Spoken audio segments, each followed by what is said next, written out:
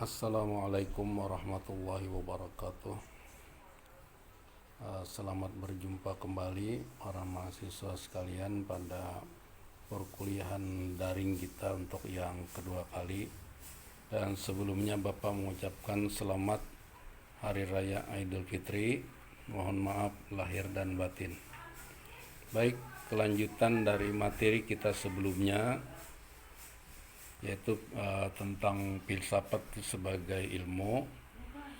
Dia sekali lagi Bapak ulang, filsafat itu adalah induknya semua ilmu pengetahuan. Jadi dulu tidak ada cabang-cabang yang lain. Jadi apapun jenis ilmunya itu disebut dengan filsafat. Nah, oleh karena itu bisa disarikan lagi bahwa filsafat itu adalah sebagai cara berpikir. Nah, berpikir secara filsafat itu diartikan sebagai berpikir yang sangat mendalam sampai hakikat, ya, agar dapat dipertanggungjawabkan. Nah, untuk itu harus memiliki minimal 6 syarat. Dan ke-6 syaratnya ini ada di dalam filsafat. Yang pertama, dia adalah sistematis. Masing-masing unsur saling berkaitan dengan yang lain secara teratur dan dalam keseluruhan. Yang kedua, konseptual, ya, atau konsepsional, yaitu berkaitan dengan ide atau gambaran yang melihat pada akal pikiran yang berada dalam intelektual. Konsepnya tersusun, jelas, dan real. Kemudian yang ketiga, koheren. Nah, mungkin di layar itu salah cetak, itu harusnya koheren. Koheren itu artinya runtut, berurutan, ya. Dan unsur-unsurnya tidak boleh mengandung uraian yang bertentangan satu sama lain dan harus logis. Kemudian yang keempat, harus rasional. Jadi pemikiran filsafat harus memuat bentuk kebenaran yang mempunyai kaidah-kaidah berpikir logis. Kemudian yang kelima, harus sinoptik. Nah, maksudnya adalah pemikiran filsafat itu harus melihat hal-hal secara menyeluruh, jadi jangan hanya sebagian. Kemudian yang keenam, harus mengarah pada pandangan dunia. Nah, maksudnya pemikiran filsafat sebagai upaya untuk memahami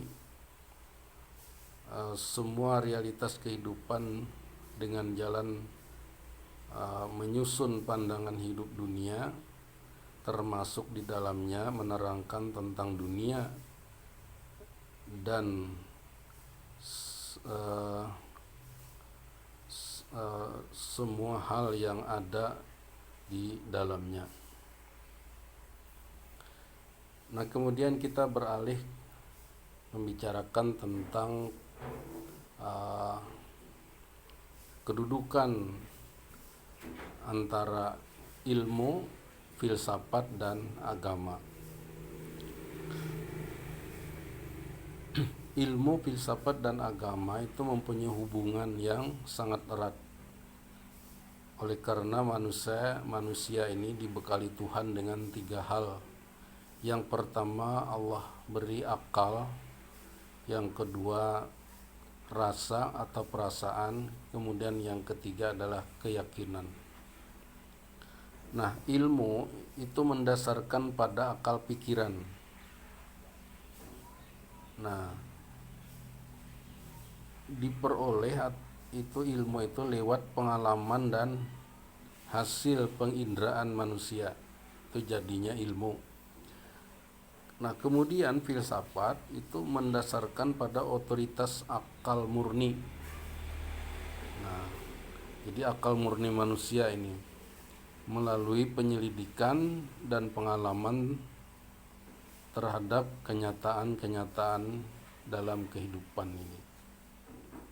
itu filsafat. Nah, kemudian ada agama. Nah, agama ini mendasarkan pada otoritas wahyu. Ya, wahyu dari Tuhan. Nah, wahyu dari Tuhan ini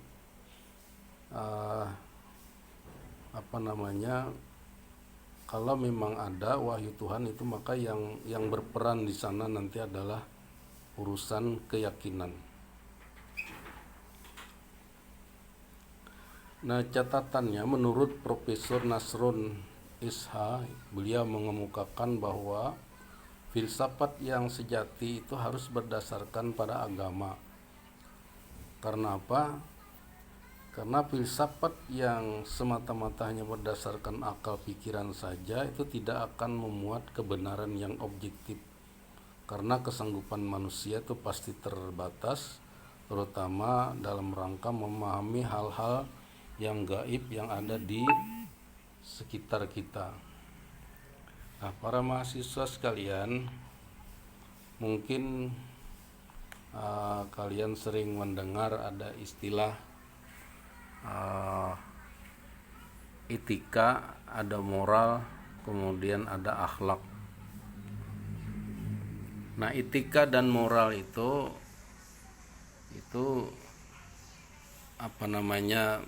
tata nilainya itu berada pada dua ranah, yaitu pada ilmu dan filsafat. Nah, sedangkan akhlak itu berada pada ranah agama. Jadi nanti cara menilainya pun berbeda. Nah, kalau etika, ya ada etika istilahnya. Etika itu adalah hasil pemikiran manusia. Jadi orang mengatakan etikanya baik ataupun buruk itu berdasarkan akal manusia. Nah, sehingga karena akal manusia ini terbatas, tentu saja juga berakibat nanti etika di satu daerah dengan di daerah yang lain atau di negara yang lain itu akan berbeda. Ya, itu etika. Jadi hanya berlaku di lingkungan yang sempit. Ya, di lingkungan sempit paling luas itu biasanya etikanya hanya di lingkungan adat satu suku, misalnya suku Banjar ya. Adat suku Banjar itu tidak sama nanti dengan etikanya suku Jawa, kemudian beda dengan Batak dan sebagainya. Nah, itu etika. Nah, kemudian yang lebih luas lagi namanya moral. Nah, moral ini juga masih berada di lingkungan ilmu dan filsafat dia. Cara pandangnya begitu. Jadi baik buruk menurut penilaian moral itu ditentukan oleh adat yang berlaku di satu daerah. Jadi menurut adat itu baik, maka baik dianggap moralnya. Nah, kalau orang melanggar adat berarti dia melanggar moral. Nah, moral ini cakupannya lebih luas, mungkin bisa dibatasi oleh satu negara. Sebagai contoh misalnya kita di Indonesia itu moral yang diakui seluruh Nusantara kita itu adalah moral yang bernilai Pancasila ya. Jadi orang yang mengamalkan butir-butir Pancasila itu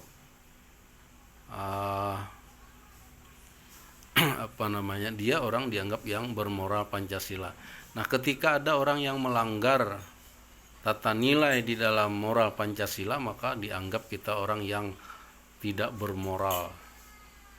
Nah, sekali lagi ini karena hasil pikiran manusia, maka kebenarannya itu adalah bersifat relatif. Jadi tidak bisa moral Pancasila dibawa ke negeri jiran kita Malaysia misalnya. Apalagi dibawa sampai ke Arab Saudi, ke Amerika, nggak bisa. Ya, moral itu hanya berlaku di lingkungan satu negara, itu paling luas. Nah, kemudian kehidupan manusia ini kan tidak terbatas dia hidup di dunia. Di dunia ini tidak terbatas hanya di satu negara. Manusia ini punya kecenderungan bergaul karena dia adalah makhluk sosial. ya. Dan pergaulan manusia ini tidak terbatas di dunia ini, dengan bangsa apapun dia boleh. Nah, sehingga mau tidak mau nanti ada interaksi sesama manusia atau dengan lingkungan yang nilainya itu ditentukan secara universal. Nah, disinilah nanti muncul namanya akhlak itu. Sehingga kalau berbicara akhlak itu tidak sama dengan moral dan etika, ya. Karena akhlak ini dia akan mendasarkan pada nilai akhlak itu baik ataupun buruk, itu ditentukan oleh wahyu dari Tuhan. Nah, karena kita beragama Islam, maka dia adalah wahyu Allah. Nah, sehingga nilai kebenaran ataupun buruk itu lihat pada wahyu Allah itu. Dan ini nanti berlaku untuk di seluruh dunia, dimanapun dia berpijak, di negara manapun dia berada, sama nilainya. Kita ambil contoh misalnya akhlak baik. Orang yang biasa membantu orang lain, mendermakan hartanya dengan orang lain dengan begitu mudah dan dilakukan secara berulang-ulang, maka orang itu biasa kita memberi gelar kepada orang itu orang yang dermawan. Dan ini berlaku di seluruh dunia, bukan di Indonesia saja, bukan di Arab saja. Sama ketika orang itu suka membantu orang lain. Nah, kemudian misalnya akhlak yang buruk. Akhlak yang buruk yang paling mudah kita ambil contoh misalnya orang yang suka mencuri. Nah, hukum mencuri itu sama dalam pandangan akhlak ini, ya jelas dia akhlak yang buruk. Nah, belum lagi kita menyasar ke dasar-dasarnya yang ada baik di dalam, karena wahyu Allah itu ada berupa Al-Quran, ya, kalau agama Islam Al-Quran maupun hadis-hadis Nabi yang sahih. Nah, begitu seterusnya, ya. Jadi sekali lagi akhlak ini lebih luas. Maksudnya lebih luas tempat berlakunya dan berlaku sama seluruh dunia, karena dasarnya bukan lagi akal pikiran manusia, tapi dia adalah wahyu dari Allah. Nah, wahyu Allah ini diyakini. Nah, sekali lagi ini keyakinan yang berbicara, diyakini oleh orang yang beragama adalah petunjuk yang bersifat nilai kebenarannya itu adalah sifatnya mutlak, tidak bisa disangkal oleh siapapun. Nah, kita ambil salah satu contoh, ada di dalam rangkaian ayat Al-Quran itu ada satu kalimat yang Bapak yakin itu seluruh dunia orang akan percaya, akan menerima, suka ataupun tidak suka. Dan ayat itu hanya ada di dalam Al-Quran. Bunyinya kullu nafsin dha'iqatul maut. Tiap-tiap diri yang bernyawa pasti akan merasakan kematian. Nah, ini profesor manapun yang berbeda pendapat dan sebagainya, dia tidak berdaya, pasti menerima. Agama apapun dia, bahkan orang yang mengaku tidak beragama sekalipun, dia harus percaya dengan apa yang dikatakan Al-Quran itu. Nah, ini salah satu contoh bahwa kebenaran di dalam Al-Quran itu tidak bisa disangkal, karena dia bersifat mutlak dan tidak ada sama sekali dusta di dalamnya. Ya, janji-janji Allah di dalam Al-Quran itu semuanya benar. Hanya saja karena kehidupan kita ini ada dunia akhirat, kita belum masuk ke alam akhirat. Nah, oleh karena itu yang belum kita rasakan, belum kita ketahui saat ini, itu ranahnya adalah ranah yang gaib. Nah, sekali lagi, perkara-perkara yang gaib ini tidak bisa diurai, diselesaikan dengan akal melulu. Sepintar apapun manusia di muka bumi ini, dia tidak akan bisa mengurai terutama masalah yang gaib yang ada di sekitar kita. Nah, mahasiswa sekalian, kalau misalnya kita kepingin melihat perkara-perkara gaib yang ada di sekitar kita, itu kalian bisa melihat Quran surah Luqman ayat yang terakhir. Pokoknya paling ujung surah Luqman, silakan kalian cari, itu baca terjemahannya. Nah, salah satunya di sana adalah tentang kiamat. Di sana dijelaskan yang tahu tentang kiamat itu hanya Allah saja. Tidak ada manusia di kolong langit ini. Sejak Allah ciptakan sampai nanti nggak ada yang tahu kiamat itu kapan akan terjadi. Nah, yang diketahui atau itu pun diberitahu cuman ciri-cirinya. Nah, itu lain halnya ya. Itu salah satunya. Kemudian yang kedua disebutkan dalam ayat itu, perkara gaib itu adalah hujan. Nah, peristiwa hujan yang kita alami mungkin setiap hari ini yang belum terjadi itu gaib ya sifatnya. Karena tidak ada manusia yang tahu kapan hujan itu turun, di mana tempatnya, berapa besar jumlah titik hujannya, besarkah atau kecilkah dia, nggak tahu. Nah, karena tidak tahu ini ya sudah, karena disebutkan di dalam Al-Qur'an itu hujan yang belum terjadi itu adalah perkara gaib. Jadi jangan dipikirkan lagi, nggak usah repot-repot meramal ya. Banyak orang meramal tapi ramalannya lepas, tidak pas gitu. Yang paling-paling cuman kebetulan aja. Itu hujan. Nah, kemudian yang ketiga, apa yang ada dalam rahim perempuan. Ya, apa yang ada dalam rahim perempuan itu juga perkara yang gaib, nggak tahu. Nah, apa maksudnya nih penjelasan mufasir, apa yang ada di dalam rahim perempuan itu termasuk tentang jodoh, jenis kelaminnya, dan sebagainya. Pokoknya nanti setelah lahir itu kan macam-macam, nasibnya bagaimana, umurnya berapa, nggak tahu. Yang tahu siapa? Hanya Allah saja yang menciptakan manusia. Nah, itu dia. Nah, kemudian mungkin kita sering dengar ini ada, mohon maaf, di antara ahli medis ya, dokter itu sekarang ini ada yang sesumbar. Katanya itu ayat Quran tidak berlaku lagi. Sekarang ini zamannya orang sudah tahu jenis kelamin yang ada di dalam rahim perempuan yang hamil. Karena sekarang kan ditemukan alat OSG itu namanya ya. Jadi dipoto janin yang ada dalam rahim perempuan, akhirnya ketahuan jenis kelaminnya laki atau perempuan padahal dia belum lahir. Ini yang mereka banggakan. Mereka banggakan seakan-akan ayat Quran itu tidak berlaku. Jangan bangga dulu. Ya.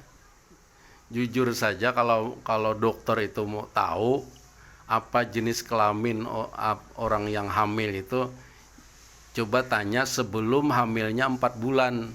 Baru hamil 1 bulan, coba tanya jenis kelaminnya laki atau perempuan.